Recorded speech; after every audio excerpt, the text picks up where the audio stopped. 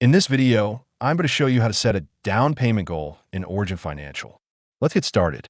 First, it's important to know that Origin doesn't have a dedicated down payment goal feature yet, but you can still track it effectively using a simple workaround inside the app. Go to the Spending tab and create a custom category. Name it something clear like down payment or home fund. This will act as your dedicated tracking bucket for your savings goal.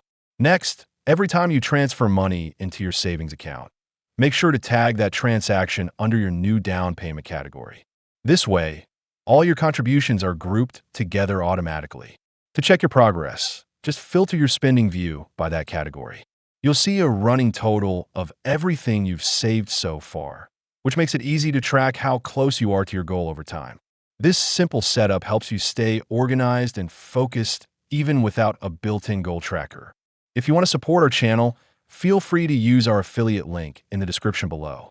Thanks for watching, and I will see you in my next video.